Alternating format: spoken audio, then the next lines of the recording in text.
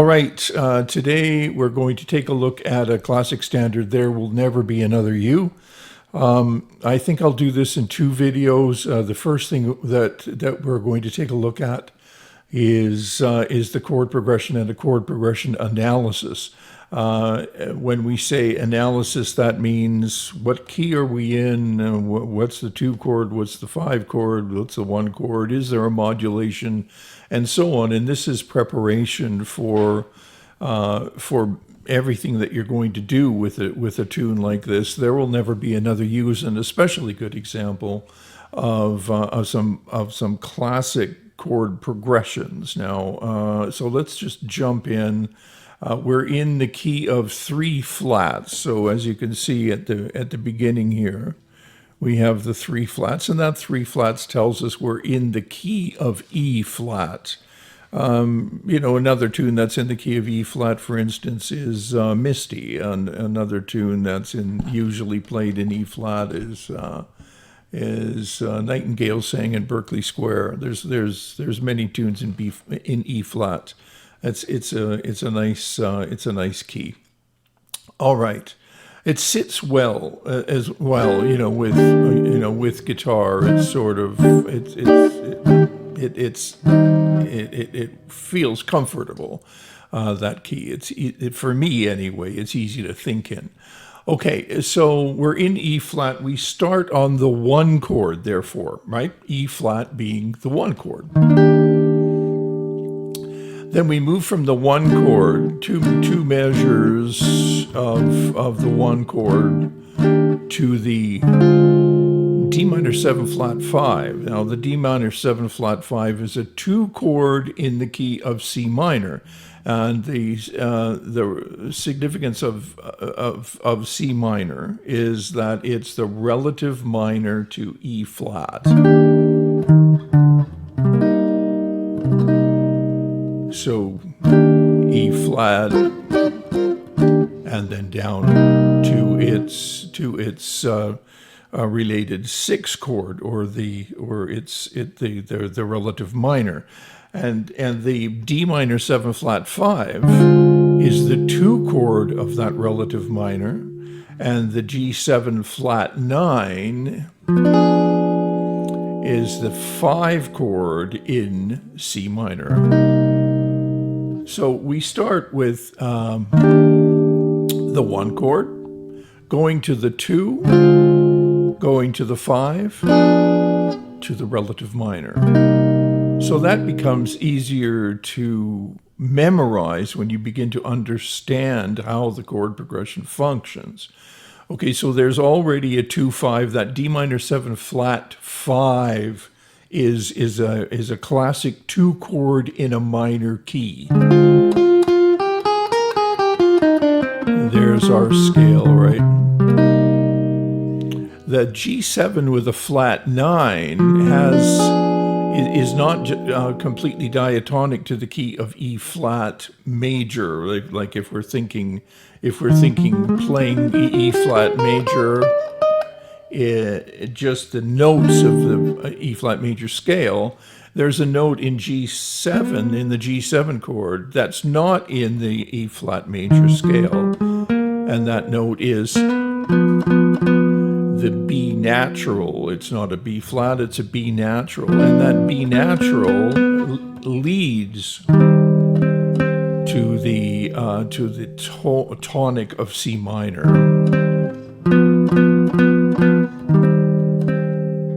All right. And then moving on, try to memorize this. Think of memorizing these things as I'm going through this progression. This is what this analysis bit is designed for. It's not theory in the sense that this is, you could look at it as working this way. It's not a theory. That's where the theory word sort of bothers me. This is not theory. This is like actual practice. It's how things work, how things function. Then when we see the B flat minor 7 going to an E flat 7, something's obviously going on there. It's leading to the 4 chord. So we have a 2 and a 5 to the 4. So now let's back up and take a look at these 2 5s. We start with E flat, the 1 of E flat major, the 1 chord. Then we go to a 2, a 5 with that a B natural, right, leading to the C minor. 2 5 1 C minor, 2 5 1 in A flat. So we have a 2 5 leading to the 6 chord. Then we have a 2 5 leading to the diatonic 4 chord. And then we have another 2 5 and this 2 with the minor 7 flat 5. Let's just call that an altered 2 and 2 5 leading back to the 1 chord. So let's just listen to that. I'll name them as we go along. So we have a 1, 2, 5, 1 to the C minor, 2, 5, 1, which is the when I say 2 5 1, I'm meaning the 4 chord becomes essentially a new 1. To use a William Levitt term, the 2 and the 5 tonicize that 4 chord. And the 4 chord is just diatonic in the key. It's just the 4 chord of E flat major. Then we do the same thing, same idea, 2 minor 7 flat 5, and then back to the 1. So we have a 2 5 going to C minor, a 2 5 going to A flat, and a 2 5 going to E flat, and then C minor again, and this time we have a secondary dominant, meaning the dominant, not the B flat 7, which is the primary dominant in the key of E flat, but the secondary dominant that is essentially leading to the 5 chord. And it takes a roundabout way to get there. So there's F7 is a secondary dominant that would lead to the B flat 7, and then it sort of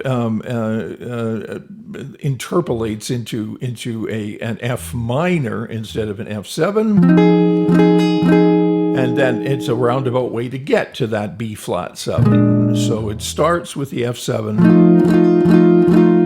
The bracketed C minor to F7, don't worry about it. You can just put in the related 2 of the F7 chord, right?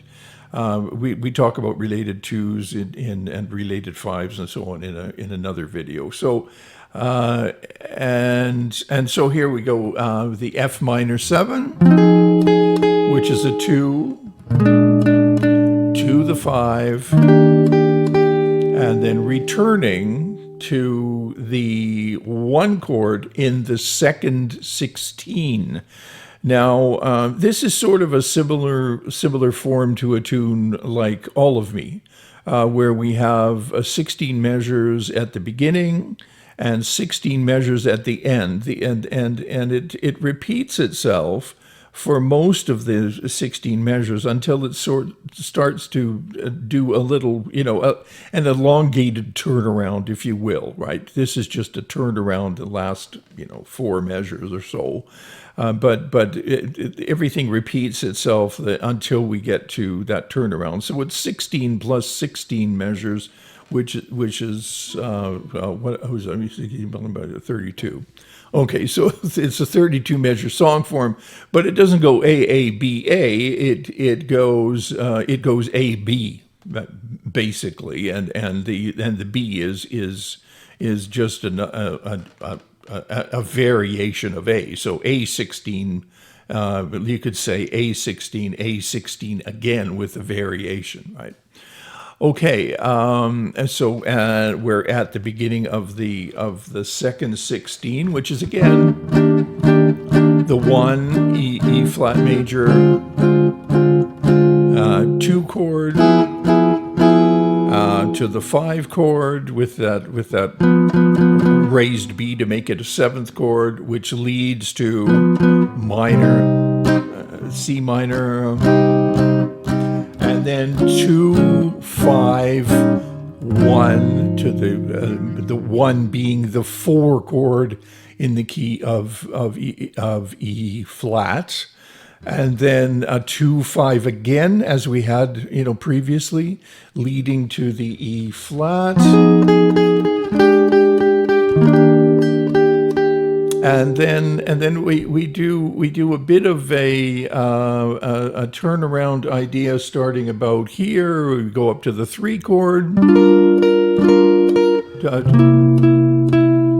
to a 5, like a 2, to a 5, and then a 1, D7, which would be the a secondary dominant leading to the G7, which is a secondary dominant leading to the C7, which essentially is a secondary dominant leading to the B flat 7, but we put a related 2 in front of it, and then we finally resolve to the E flat, a little turnaround to the B flat to bring us back to the top. Okay, so we call this a cycle, E flat major 7 to D7.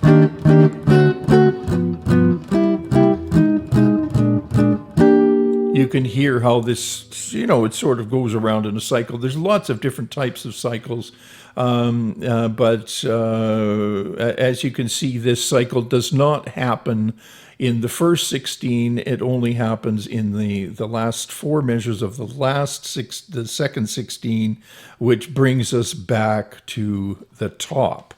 All right. So I think in this video I'll also do what we call a harmonic map. Now, a harmonic map is just trying to get the lay of the land. Like if you want to really work on the tune and get a feel for the tune and be able to solo over the tune or develop a chord melody to the tune, it's a really good idea to have a harmonic map in mind. And that's where we're going to put this harmonic map in your mind. That's where it belongs. So here we're in E flat, clearly. And then we go to the 2 and the 5 to the C minor. But if you're soloing over this, the harmonic map would have to include the G7, that 3 of the G7, or you could do that with a flat 6 as well.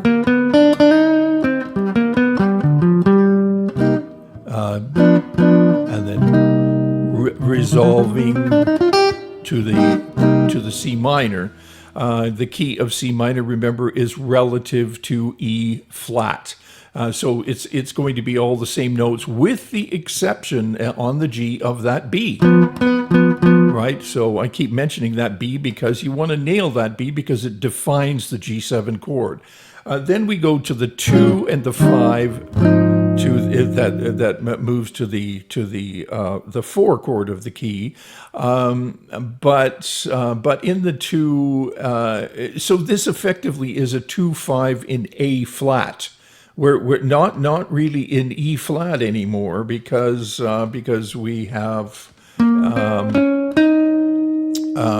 a B flat minor which has a D flat in it, which the key signature does not. So you want to, and then there's A flat, and F minor 7 flat 5. Right. If you want to get the flat 5 of that F minor, it probably would be a good idea, and that would be a let's see, F is a B. All right, and then moving to the B flat 7, and we're right back to E flat, and then C minor is just the same key as E flat, same notes, and then the dominance, the F7, you've got this A here, not an A flat, to make this secondary dominant happen. You've got an A flat. You want to define that A flat. And then the A flat gets lowered to make it a minor. And then B flat 7. Okay, so here, this chord here, G7, you want to nail the B.